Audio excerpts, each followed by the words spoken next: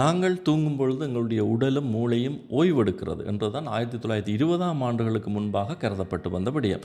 அதன் பின்பாக EEG electro என்கெஃபலோகிராம் கண்டறியப்பட்டதன் பின்பாக மூளையின் செயற்பாடுகள் பற்றிய ஆய்வுகள் வலுப்பெற்றது. மூளையின் செயற்பாட்டின் போது அங்கு உருவாகின்ற மின் அலைகள் பகுத்தறியப்பட்டு அதன் அடிப்படையில் புதிய தகவல்கள் வெளியிடப்பட்டது.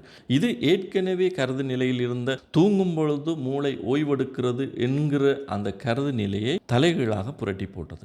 அதாவது ஒரு மனிதன் விழித்திருக்கும் போது அவனுடைய மூளை செயற்படுகின்ற அளவை விட தூங்கும் பொழுது அதிகமாக செயற்படுகிறது என்ற விடயம் கண்டறியப்பட்டது. இது ஏற்கனவே இந்த தூக்கம் சம்பந்தமாக இருந்த ஒரு கேள்விக்கு பதிலாகவும் அமைந்தது. அதாவது ஒரு மனிதன் தன்னுடைய வாழ்நாளில் கூடுதலான பகுதியை செலவழிப்பது தூக்கத்துக்கு. கிட்டத்தட்ட ஒரு நாளில் 24 மணித்தியாலங்களாக இருந்தால் 8 மணித்தியாலங்கள் தூங்குகின்ற ஒரு நபர் அந்த நாளின் 1/3 பகுதியை தூக்கத்துக்கு செலவிடுகிறார். 75 வருடங்கள் வாழ்ந்த ஒரு மனிதன் 25 வருடங்களை தூக்கத்துக்கு செலவிடுகிறார். உண்மையில் உடலும் மூளையும் ஓய்வெடுப்பதற்காகத்தான் தூக்கமாக இருந்தால் ஏன் இவ்வளவு நீண்ட நேரம் தூக்கம் தேவைப்படுகிறது என்ற கேள்வி இருந்தது. ஆகவே அதன் அடிப்படையில் உண்மையில் எங்களோட உடலுக்கு பல நன்மையான விளைவுகளை ஏற்படுத்துறது அல்ல உடல் ஆரோக்கியத்தை உள ஆரோக்கியத்தை பேணுறதுக்கான ஒரு செயற்பாடு தான் அந்த மூளையால் இரவு வேளைகளில் செய்யப்படுகிறது. அதாவது நாங்கள் தூங்கிக் கொண்டிருக்கும் பொழுது செயற்படுத்தப்படுகிறது என்றது இந்த ஆய்வுகளின் முடிவாக தெரிவிக்கப்பட்டுள்ளது. ஆகவே இந்த வீடியோவில் நாங்கள் தூக்கம் பற்றியும்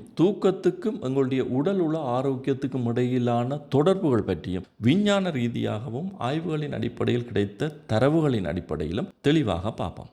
தூக்கம் என்றது எங்களோட உடலில் இயல்பாக நடக்கிற ஒரு விடயம் என்றதின் அடிப்படையில் எங்களுக்கு இதை சரியாக தெரிஞ்சு கொள்வதற்கு சர்காடியன் ரிதம் என்ற ஒரு விடயம் தெரிய வேணும்.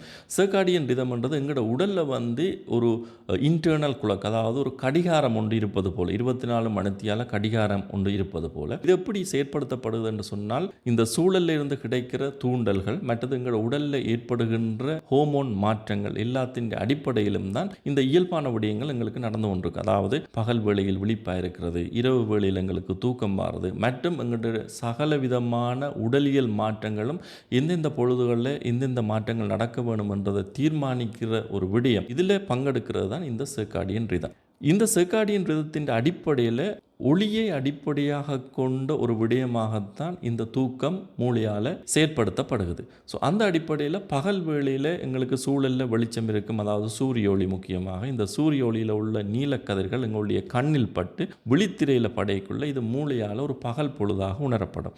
எங்களோட உடலில் தூக்கத்துக்கு பொறுப்பாக சுரக்கப்படுகின்ற ஹோமோனை மெலட்டோனின் என்று சொல்லுவோம். இது என்ன செய்யும் என்றால் எங்களுக்கு தூக்கத்தை உருவாக்கும். ஆகவே இந்த பகல் பொழுதாக இந்த மூளையால் உணரப்படுகின்ற அந்த காலப்பகுதி இந்த மெலட்டோனின் சுரப்பு குறைவாக பேணப்படும். இதனால நாங்கள் விழிப்பாக இருப்போம். இரவு வேளை ஆகி கொண்டு போய்க்க சூரிய ஒளி அதாவது வெளிச்சம் கிடைக்கிற அளவு குறைவடைஞ்சு கொண்டு போய்க்க அது மூளையினால இரவு பொழுதாக உணரப்பட்டு அங்கே மெலட்டோனின் சுரப்பு அதிகரிக்கும். இதனால எங்களுக்கு தூக்கம் ஏற்படுகிறது. மறுநாள் காலையில் திருப்பியும் மெலட்டோனின் சுரப்பு குறைவடைஞ்சு கொண்டு போகும். அதே நேரம் இதில் இன்னும் ஒரு ஹோமோனும் பங்கெடுக்கும், அது கோர்ட்டிசோல்.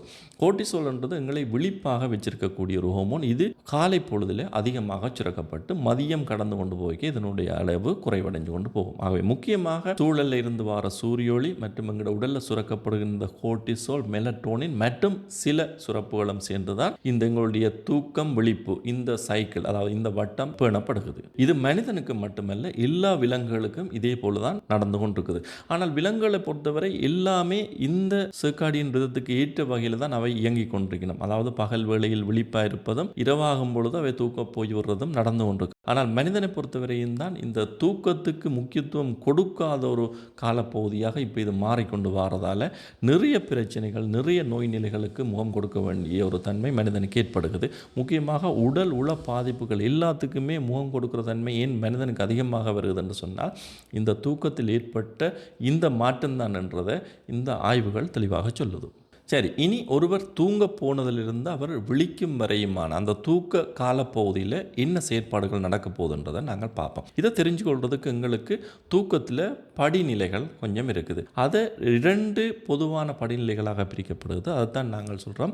ஒன்று non REM ஸ்லீப், மற்றது REM ஸ்லீப். இதை நீங்கள் பெருசாக இந்த பெயர்களை கேட்டு யோசிக்க வேண்டிய அவசியம் இல்லை. சிம்பிளாக சொன்னால் சில வேளை நீங்கள் பார்த்துருப்பீங்க, சின்ன பிள்ளைகள் குழந்தைகள் தூங்கி கொண்டிருக்கும் பொழுது அவர்களுடைய கண்கள் வந்து அசைஞ்சு கொண்டிருக்கும். சில கண்மடல் திறந்திருக்கும், அதில் கண்கள் அசைஞ்சு கொண்டிருக்கும். அந்த கண்கள் அசைகிறது தான் நாங்கள் REM ரேப்பிட் ஐ மூமெண்ட் என்று சொல்லப்படுறது கண்களின் அசைவு.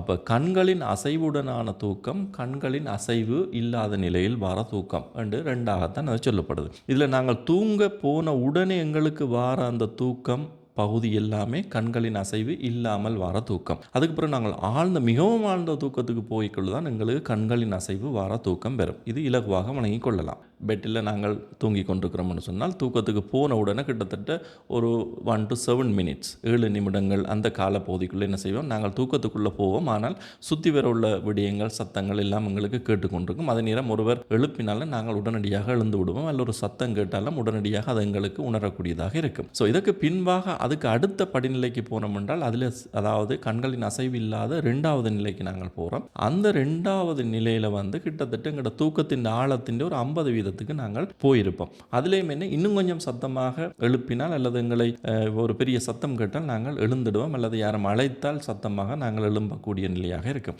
அதுக்கு அடுத்து அதாவது கண்களின் அசைவு இல்லாத 3ஆம் நிலைக்கு நாங்கள் போகிற நிலையத்தான் நாங்கள் சொல்லுவோம் டீப் ஸ்லீப், ஆழ்ந்த தூக்கம் என்று சொல்லுவோம். அதில் ஸ்லோ வேவ் டீப் ஸ்லீப் என்று நாங்கள் அதை சொல்லுவோம். அதுக்கு அடுத்ததாக போய்க்குள்ளதான் நாங்கள் இனி இப்போ REM கண்களின் அசைவு இல்லாததில் ஒரு 3 நிலையில் வந்து நாங்கள் திருப்பி அடுத்ததாக கண்களின் அசைவோட உள்ளது REM ஸ்லீப் என்ற நிலைக்கு போயிடுவோம். இது கொஞ்சம் வித்தியாசமான, இது மிகவும் ஆழ்ந்த தூக்கம்.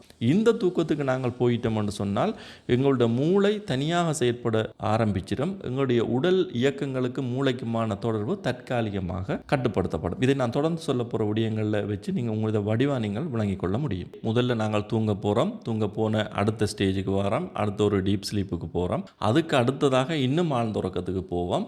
முதல் 3 நிலையில் எங்களோட கண்களில் எந்த அசைவுகளும் இருக்காது.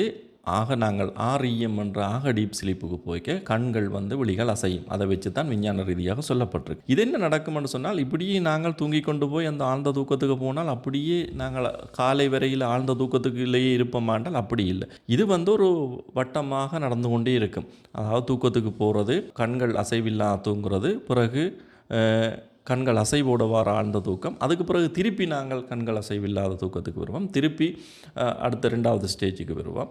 திருப்பி ஆழமான தூக்கத்துக்கு போவோம். அப்படியே வருவோம். இப்படி கிட்டத்தட்ட ஒரு நாளில் ஒரு இரவு பொழுதில் எங்களுக்கு 4 தொடக்கம் 6 வட்டங்கள் இது நடந்து கொண்டிருக்க வேணும். இது ஒரு ஆரோக்கியமான தூக்கம் என்றால் அப்படித்தான். சாதாரணமாக இயல்பு வாழ்க்கையோட இதை பார்க்கலாம். சிலர் தூங்கி கொண்டிருப்பினும் எழுப்பினால் எந்தளவு எழுப்பினாலும் சிலவள் எழும்ப மாட்டோம். மிகவும் சத்தம் போட்டு அல்லது அவையில் தட்டி எழுப்பினா தான் எழும்பின உடனே திடீரென்று அவைகள் எங்கே இருக்கிறோம், என்ன நடந்தது, யார் முன்னுக்கு நின்று எல்லாம் ஒரு திகைச்ச மாதிரி தான் எழும்பியிருந்து பார்ப்பினும். ஸோ இந்த நிலை இருக்குதுன்னு சொன்னால் அவர் REM ஸ்லீப் மிகவும் ஆழ்ந்த ஒரு தூக்கத்தில் இருந்திருக்கிறார். அவருக்கு திடீரென்று அந்த சாதாரண நிலைக்கு வர முடியாத நிலை. அதே போல் நீங்கள் அழைக்க டக்குன்ற ஒருத்தர் எழும்புற நிலையாக இருக்கலாம். இது இரவு பொழுதிலே இந்த டைமிலையும் ஏற்படலாம்.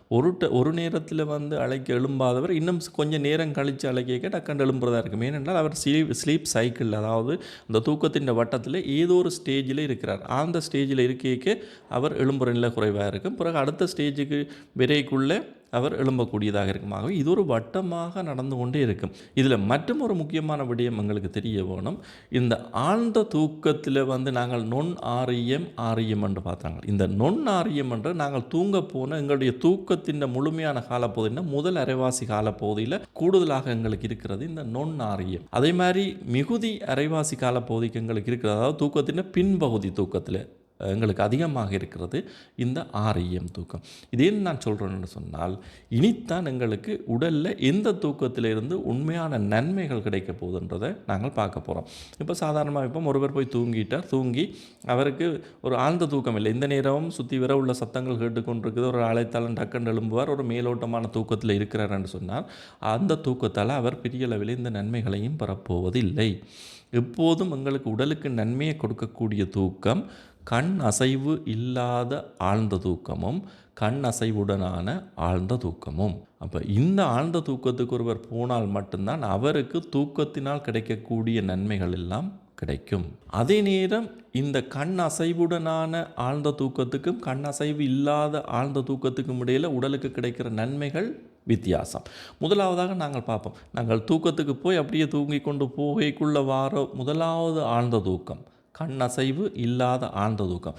இந்த நிலையில் எங்களுக்கு கிடைக்கக்கூடிய நன்மைகள் என்ன என்று சொன்னால், முக்கியமாக இந்த தூக்கத்தில் தான் growth ஹோமோன் எங்களோட உடலில் சுரக்கும். அதாவது வளர்ச்சிக்கு காரணமான ஹோமோன். இந்த ஹோமோன் சுரந்தால் தான் எங்களோட உடலில் பல வளர்ச்சி செயற்பாடுகள், அழிவடைஞ்ச கலங்கள் புத்தாக்கம் நடக்கிறது, அனுசோப செயற்பாடுகள் பலது நடைபெறுறது.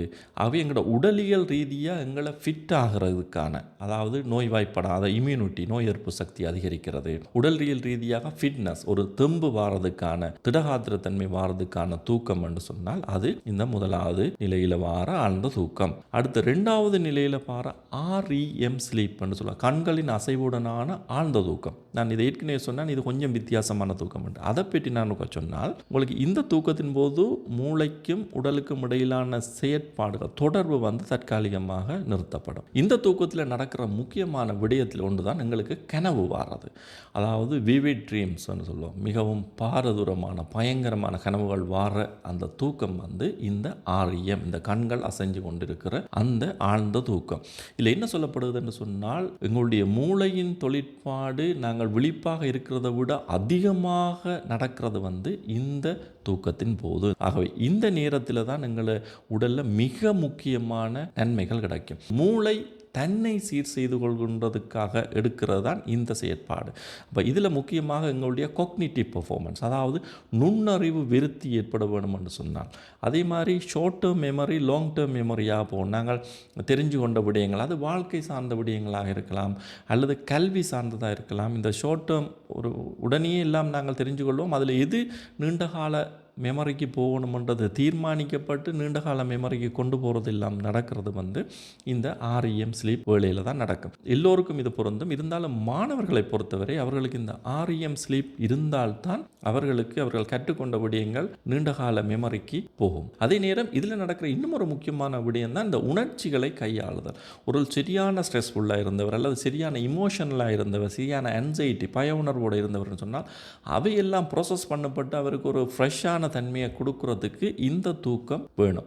இந்த தூக்கம் இல்லாவிட்டால், அதாவது ஒருவர் ஆழ்ந்த தூக்கத்துக்கு போகாமல் ஒரு ஸ்ட்ரெஸ்ஃபுல்லான லைஃப்பில் இருக்கிறாருன்னு சொன்னால் அவருக்கு அந்த ஸ்ட்ரெஸ் அதிகரித்து கொண்டே போகும். அந்த ஸ்ட்ரெஸ்ஸில் இருந்து அவர் விடுபட மாட்டார். தூங்கி எழுப்பினால் ஸ்ட்ரெஸ் விடுபடணும்னு சொன்னால் அது இந்த ஆழ்ந்த தூக்கம், அதாவது REM sleep, rapid eye movement ஸ்லீப்பில் போனால் மட்டும்தான் அவருக்கு அந்த உணர்ச்சிகள் கட்டுப்படுத்தப்பட்டு உணர்ச்சிகள் பகுப்பு நடந்து அதன் மூலமான ஒரு தெளிவு அவருக்கு பிறக்கும். ஆகவே நீங்கள் தூங்கி ஒரு பயங்கரமான கனவு கண்டு அதுக்கு பிறகு நீங்கள் விழிச்சிங்களோ அல்லது அதை நீங்கள் மறுநாள் ஞாபகப்படுத்தக்கூடியதாக இருக்குது, இப்படி ஒரு கனவு கண்டதாக அப்படியெல்லாம் நடந்தால் நீங்கள் ஆழ்ந்த தூக்கத்துக்கு போயிருக்கிறீங்கள் என்றுதான் அர்த்தம்.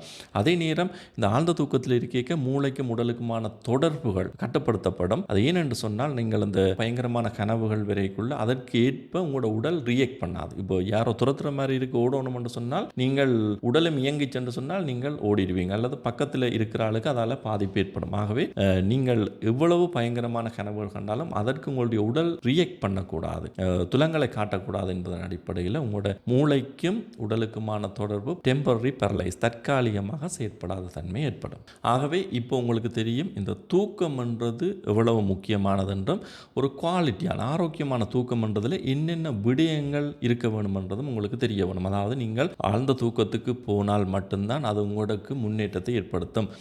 இதில் ஒரு முக்கியமான விடயம் என்னென்றால், ஒவ்வொருவருக்கும் அந்த தூக்கத்தின் காலப்பகுதி சரியாக இருக்காது.